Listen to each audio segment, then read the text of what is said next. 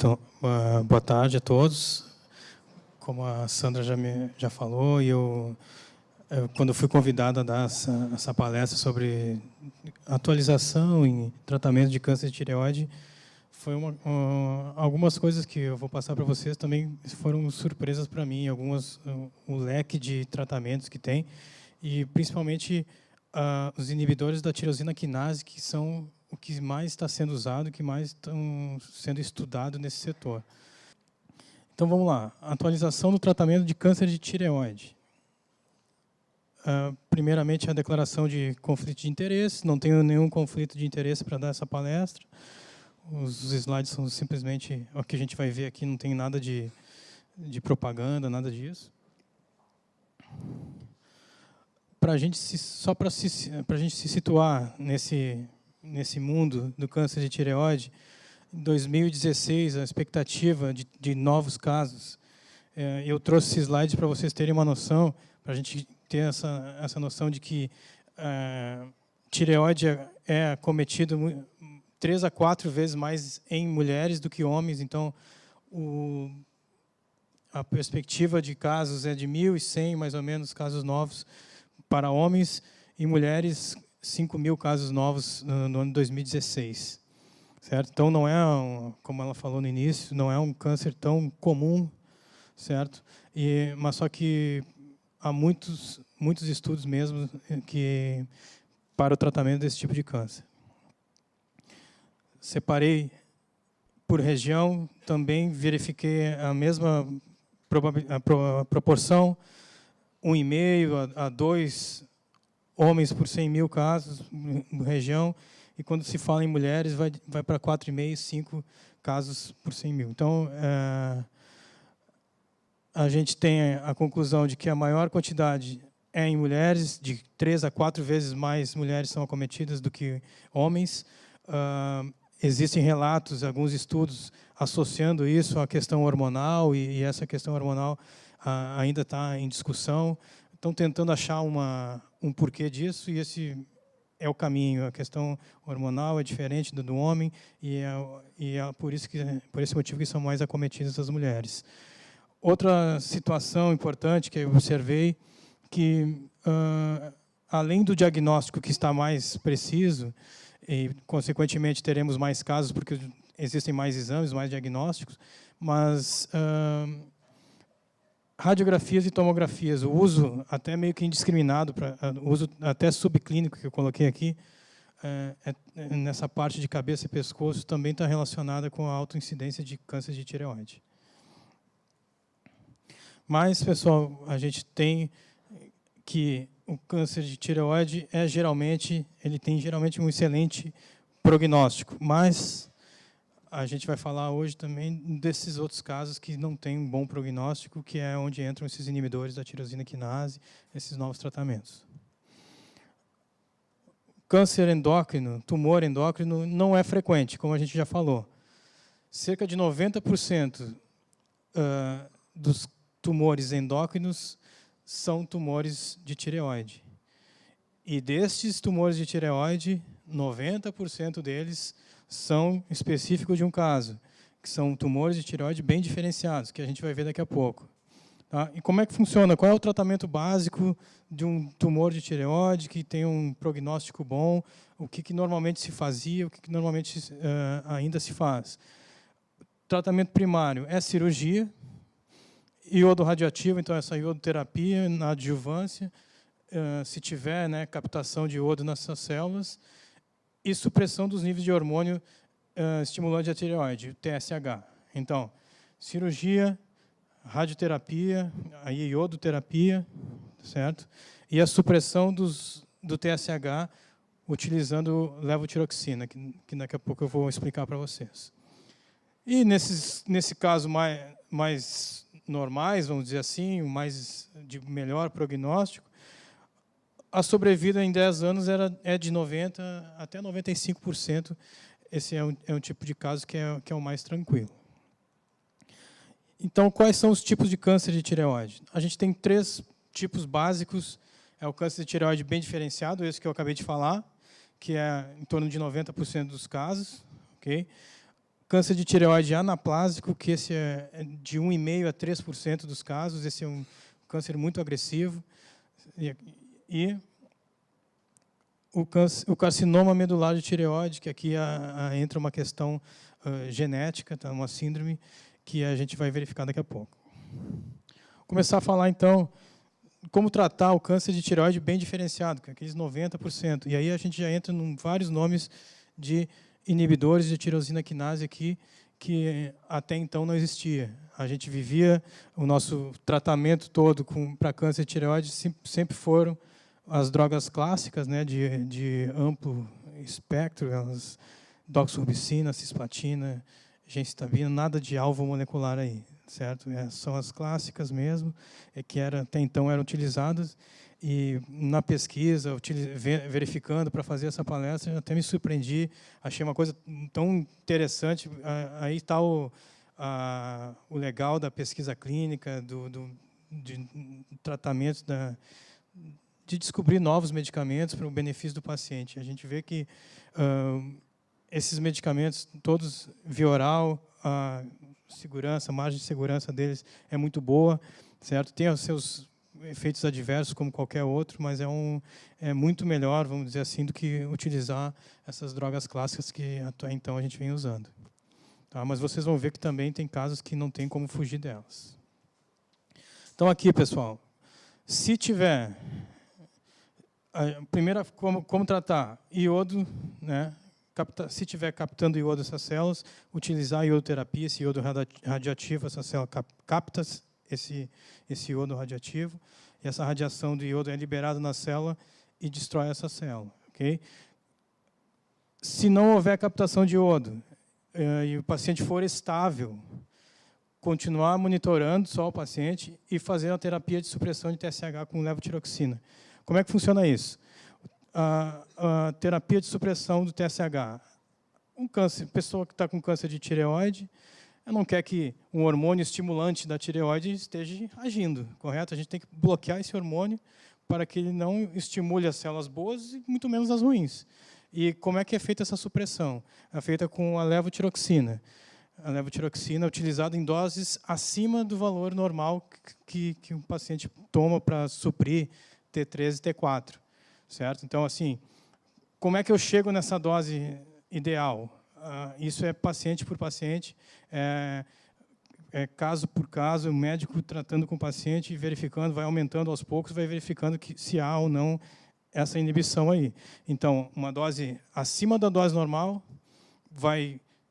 o paciente vai estar suprido dos hormônios do T3 e T4, e essa dose acima da normal, do levotiroxina, vai fazer essa supressão do TSH. Ok? É assim que funciona.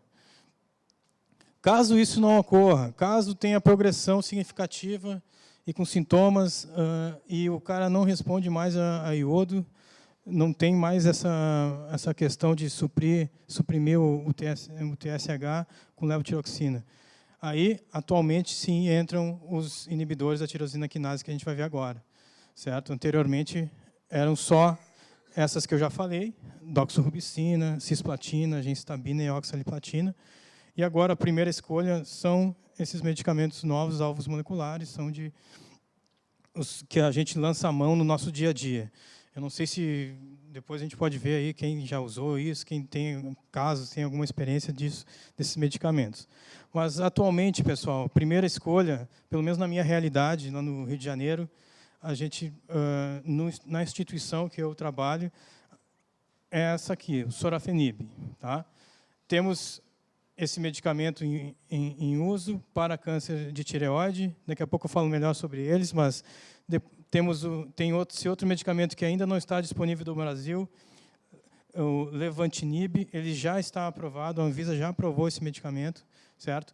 Mas ainda não teve a precificação, não está no comércio ainda, mas é o que há no momento de melhor medicamento para esse tipo de caso. A gente vai ver, vou falar um pouquinho melhor sobre o estudo que fez com que esse medicamento começasse a ser usado.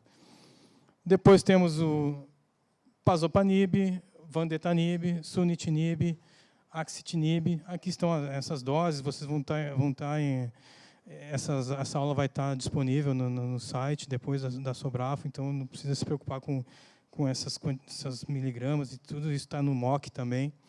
Tá? Mas aqui, como eu falei antes, depende da disponibilidade e do perfil de toxicidade.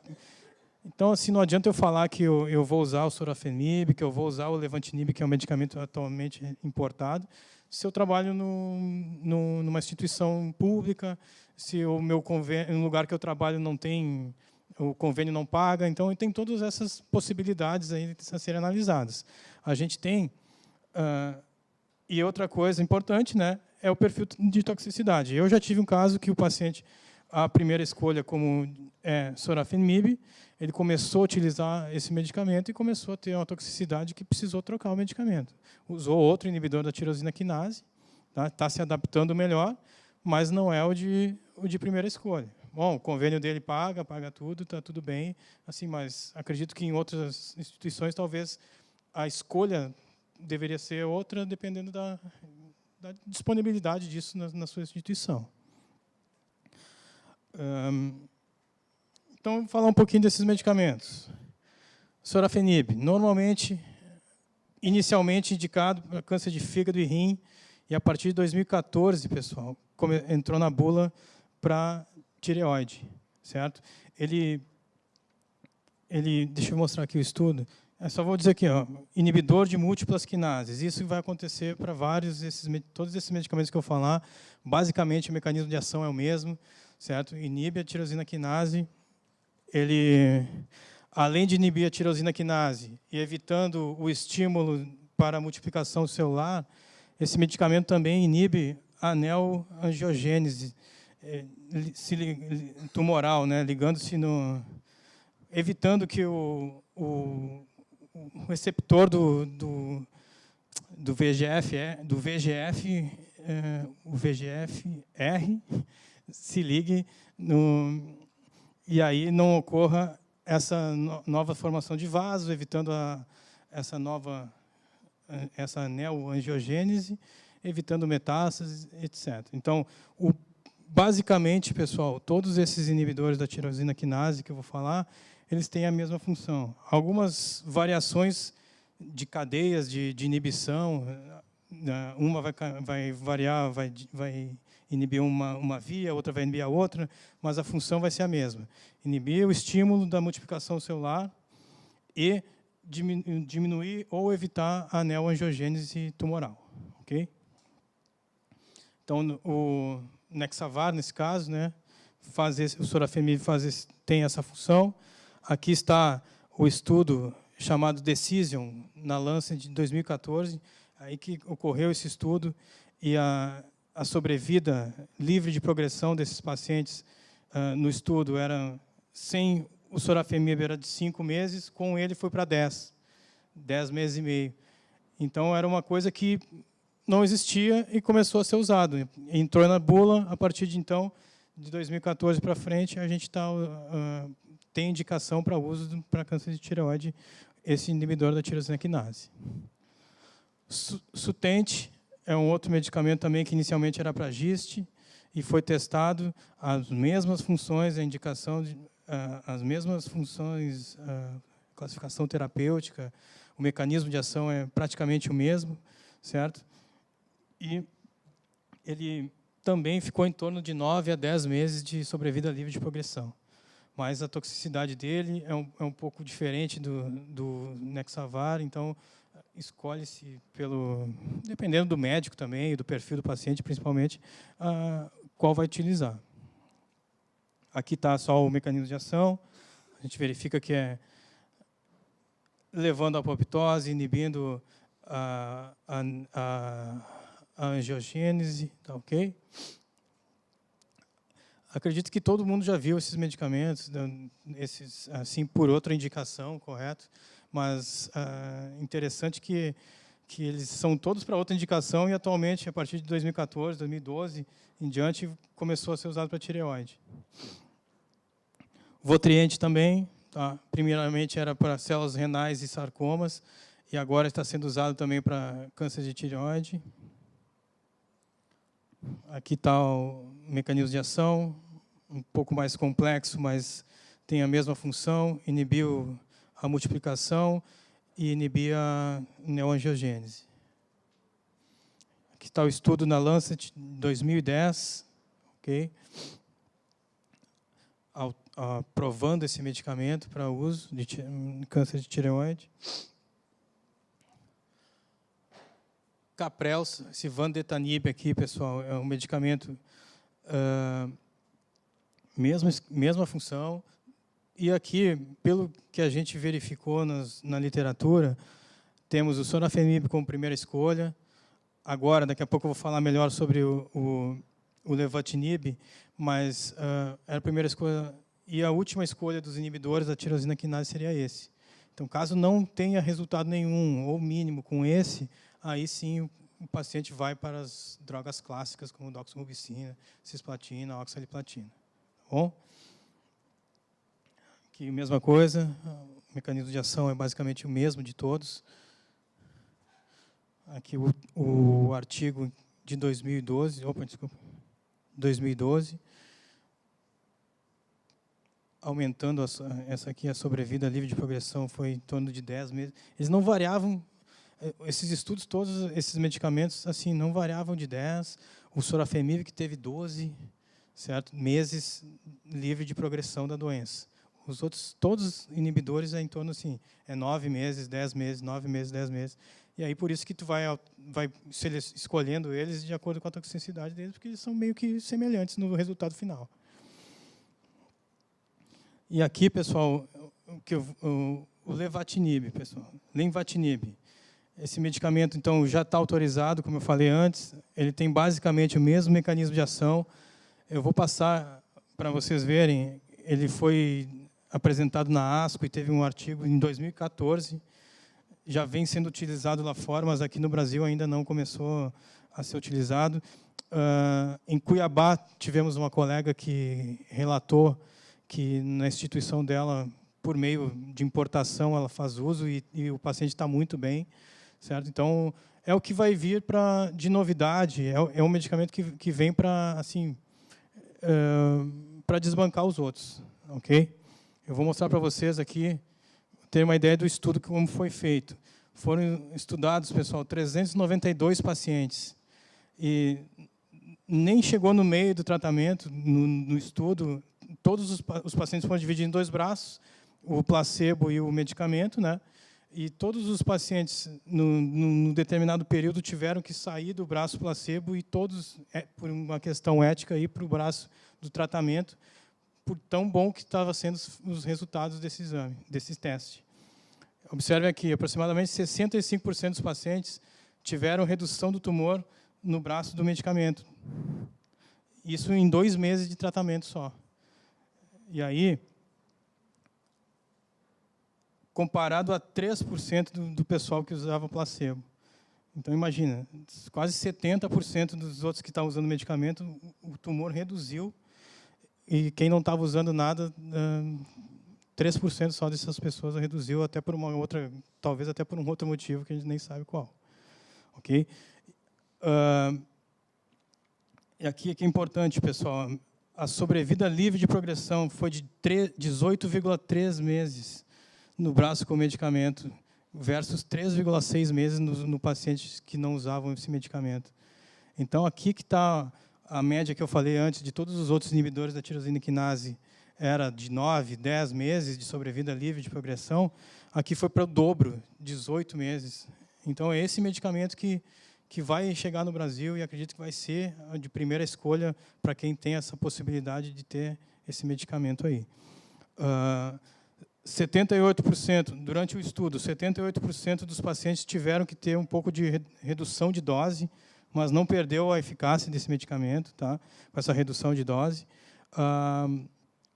Os efeitos adversos foram os mesmos de qualquer outro inibidor da tirosina quinase, então hipertensão, diarreia, é algo que é fácil de manejar, tá? E com a redução de dose, pelo que eu li no trabalho, isso diminuiu muito, significativamente, esses efeitos, ok? Então, o interessante aqui é que esse medicamento ele é diferente dos demais inibidores da tirosina quinase, porque ele foi desenhado para a tireoide, certo? E agora vai fazer o caminho contrário.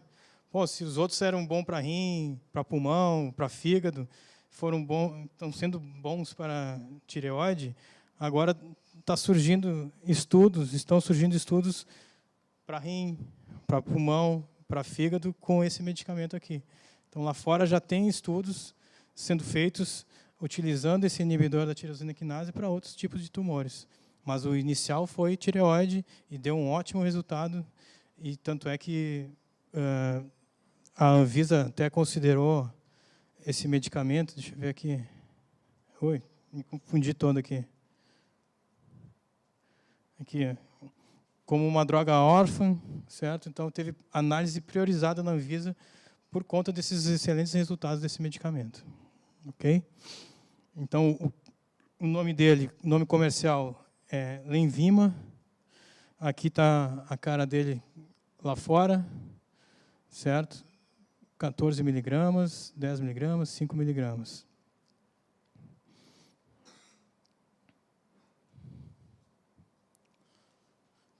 Existe outro medicamento, selumetinib, que está sendo testado também. Esse também foi desenhado para tireoide, mas pelo que está se observando, não está tendo um bom resultado, não.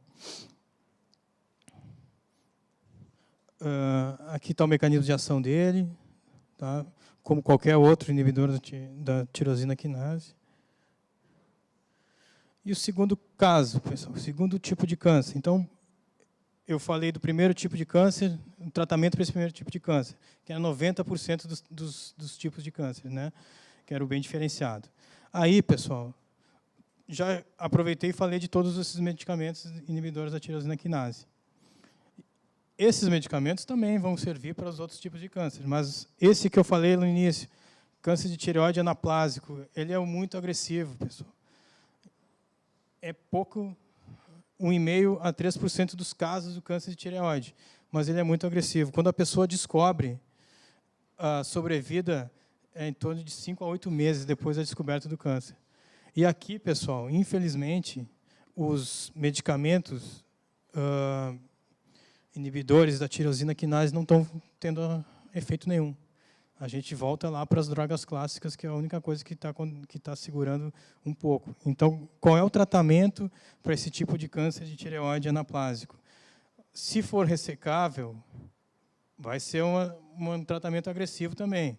Vai fazer cirurgia, vai fazer radioterapia e vai fazer quimioterapia. Qual quimioterapia? A clássica. Vai ser doxorubicina, com cisplatina, certo? E aqui eu trouxe para vocês imatinib. Chamou atenção, porque até então ninguém falou de imatinib nos outros tipos de câncer, e testaram para esse. Mas, realmente, nem esse aqui está em fase 2, mas também o resultado, pelo visto, também não está sendo... Tem alguma coisa nesse tipo específico de câncer de tireoide anaplásico, alguma coisa nessa parte da tirosina quinase que esses medicamentos não estão tendo efeito nenhum aqui. Tá? Então, como é que trata câncer de tireoide anaplásico? Quimioterapias tradicional. Okay? Terceiro tipo de carcinoma, carcinoma medular de tireoide. Esse é um caso específico, pessoal, que eu achei interessante, porque assim, a gente tem...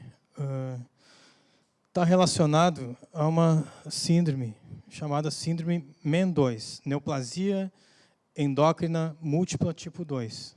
O que é isso? Essa síndrome MEN2, pessoal, a pessoa que apresenta essa síndrome, ela tem uma deficiência nesse proto-oncogene RET. Então, esse proto-oncogene RET, qual é a função dele? Ele auxilia na síntese dos receptores de tirosina quinase nesses tecidos. Ok? Então, assim, se eu tenho síndrome MEN2, eu tenho deficiência no proto-oncogene RET.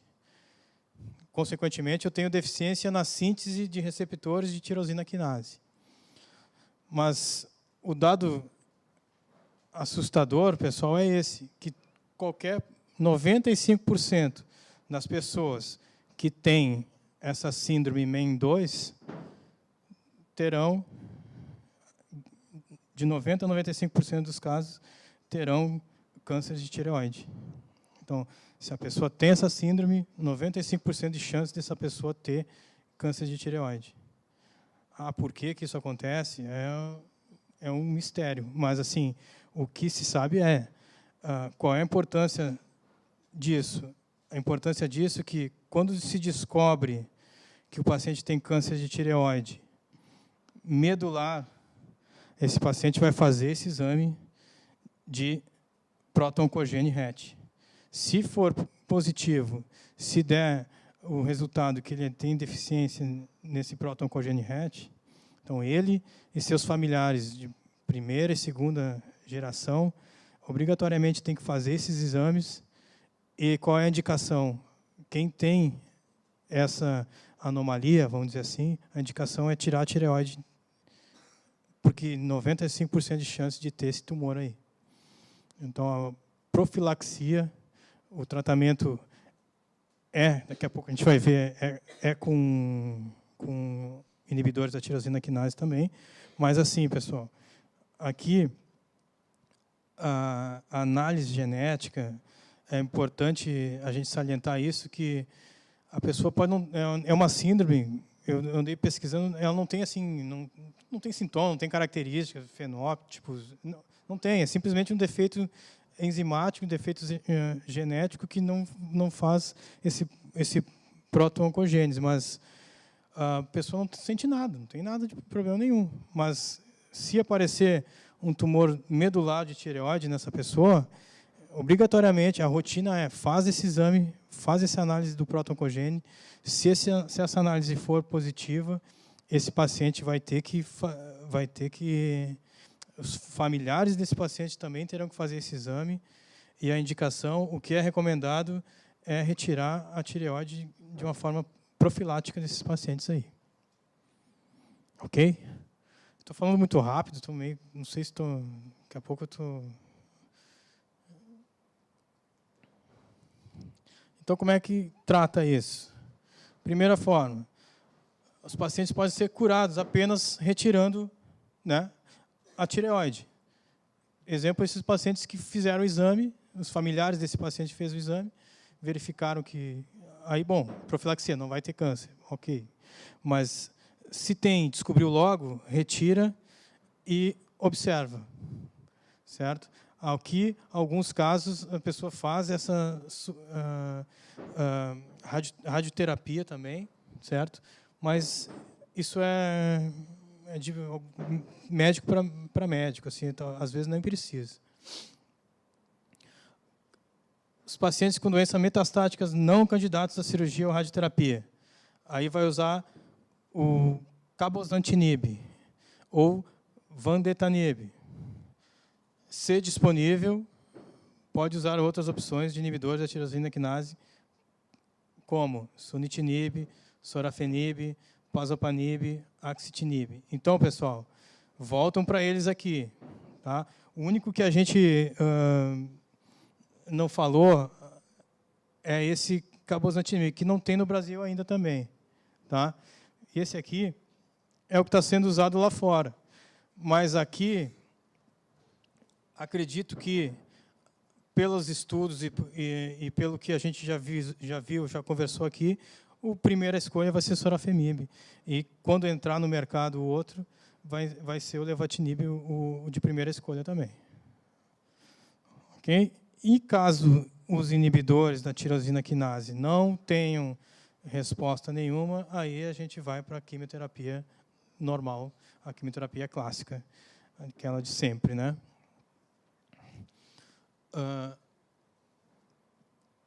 Aqui está o Cometriq, que é o cabozantinib, certo? Mesma situação, ele tem os mesmos mecanismos de ação. Aqui a cara dele, pessoal. Ele além de evitar a proliferação celular, evitar o estímulo de proliferação para o núcleo, ele também vai evitar a neoangiogênese desse tumor. Tá? É dupla inibição, como a grande maioria dos inibidores da tirosina quinase. Ok? Estão me pressionando com o tempo aí. Aqui é o outro medicamento. Esse aqui é muito pouco usado, pessoal. Até porque o estudo foi somente com 29 pacientes, foi mais assim uma revisão. Foi um estudo muito pequeno, mas ele está no mercado, ele está sendo utilizado, ele tem um mecanismo de ação semelhante, mas assim, pelo que eu pesquisei, pelo meu dia a dia, a gente não tem feito uso desse medicamento aqui. Então, pessoal, falei dos três tipos de câncer de tireoide, o tratamento desses três tipos de câncer, ok? Eu quero deixar salientado para vocês que o futuro, que é daqui para frente, ou já está tendo a realidade, vamos dizer assim, é inibidor da tirosina quinase para câncer de tireoide, tá bom? As drogas clássicas vão ser cada vez menos utilizadas para esse tipo de caso, ok? E uma outra novidade, quando a gente fala em atualização, também verifiquei que há uma atualização no diagnóstico. Tem um exame novo, pessoal, desenvolvido pela Genzyme e comercializado no Brasil pela Fleury Medicina Diagnóstico. Esse exame novo, ele vem com a promessa de nos dizer com 95% de chance, de certeza, dizer, olha, esse tumor que o senhor tem é maligno. Vamos fazer a cirurgia para tirar a tireoide do senhor. Tá? Qual é a realidade agora? A realidade agora é que metade dos exames que são feitos, metade das pulsões que são feitas, resultam em cirurgia. E muitas delas são até desnecessárias. Muitas delas são desnecessárias. Em torno de 5% que deveria ser feita a cirurgia porque tem malignidade. Mas é isso que a gente não observa isso no dia a dia. Então, por ser um exame não muito preciso, o médico já diz, olha, não deu certeza aqui, está meio assim, melhor vamos tirar, vamos fazer a cirurgia. E esse exame vem com esse propósito, de diminuir isso, de fazer com que as pessoas realmente façam a cirurgia, se realmente for necessário. Ok? Mas, como nem tudo são flores, né? O exame custa R$9.000. Então, não tem no SUS, sério, não tem convênio que paga isso ainda, ok? Então, é novo, pessoal, é um exame muito novo, biologia molecular pura, tá? Mas, assim, é uma questão de tempo de haver acordos de governo, acordos com convênios, para que isso seja lançado mão no dia a dia clínico aí da gente. Tá? Antes de acabar, pessoal, eu queria falar sobre imunoterapia. Eu falei dos inibidores da tirosina quinase, né, que é o grande, que é o que está sendo utilizado normalmente, mas assim, pesquisei para ver, todo mundo está usando imunoterápicos aí para tudo que é coisa, está testando para tudo, né? Por que não testaram para tireoide também? Realmente testaram. Tem um grupo do Canadá, esse hospital de Monte Sinai aqui de Toronto, que está testando o PD-1, PDL-1 para câncer de tireoide. Outro caso é o pembrolizumab. Não sei se alguém viu isso, mas assim tem um estudo fase 2, que está bem recente isso, pessoal, estudo fase 2 com pembrolizumab, é Keynote o nome do estudo. Esse Keynote é um estudo para câncer de tireoide, certo? E está tendo um ótimo resultado. O pessoal tá levando muita fé nisso. Os resultados já dessa fase 2 estão sendo muito promissores. E agora a gente vai aguardar. Imunoterapia é um mistério, né? Então, a gente vai ver o que vai acontecer. Pelo que eu verifiquei, esse Keynote do Pembro e esse medicamento, que não tem nem nome, que está sendo testado no Canadá. Tá, ok? E outra novidade é um medicamento, é um inibidor da tirosina quinase, o nome dele é Dabrafenib. Esse dabrafenib é um mecanismo interessante. Ele tem todo esse mecanismo de ação, mas o que os estudiosos estão observando?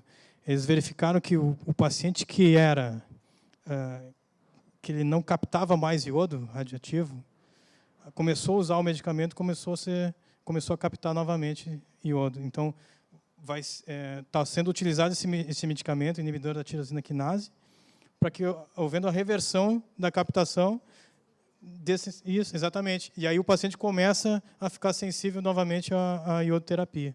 Então, ele faz esse tratamento e depois faz iodoterapia novamente. Os demais, não. Esses todos que eu falei, não foi observado nada disso. E só nesse medicamento novo também, outro inibidor da tirosina quinase, também inicialmente para rim, mas ele vai estar sendo feito o estudo para tireoide e verificaram isso, que os pacientes que usavam esse medicamento começaram a ficar sensíveis novamente à iodoterapia. Ok? Aqui estão... eu só vou deixar aqui, resumindo. Resumindo, é só tudo isso, né, pessoal? A gente tem muito que estudar. A gente nessa área de oncologia, a parte de farmácia clínica também, cada dia tem um medicamento novo, um NIB, um MAB novo para a gente estudar, para a gente ver interação, para a gente ver conciliação, para a gente fazer tudo isso, aconselhar e fazer entrevista com o paciente. E é complicado, pessoal. Cada dia tem uma coisa nova, cada dia um medicamento novo, um mecanismo de ação novo. Uma coisa importante que esses pacientes que fazem a supressão de TSH, que eu não falei no início, mas eu, como farmacêutico clínico, a gente verifica uma interação interessante, uma interação importante com a levotiroxina e o omeprazol. Então, o cara que tem câncer de tireoide, que faz a supressão do TSH com levotiroxina, o cara não pode usar o omeprazol. Cara. Tá? O omeprazol desregula toda a vida dele. Cara. Então, assim, tem que usar algum outro inibidor da bomba, tem que usar a ranitidina, que não tem interação, mas o pantoprazol não tem, esomeprazol não tem, mas o omeprazol, que é o do dia a dia, tem uma interação legal, assim, importante, a gente tem que cuidar, porque o paciente com câncer de tireoide, que precisa da dose legal, a dose ideal de levotiroxina, e nada disso tem que desregular, e o omeprazol desregula. Tá ok? Então, pessoal, aqui é o meu contato. Caso tenha algumas dúvidas, alguma coisa, é só entrar em contato comigo por esse e-mail. E eu fico à disposição, se tiver tempo, se quiserem fazer alguma pergunta, alguma coisa, estou por aqui. Obrigado.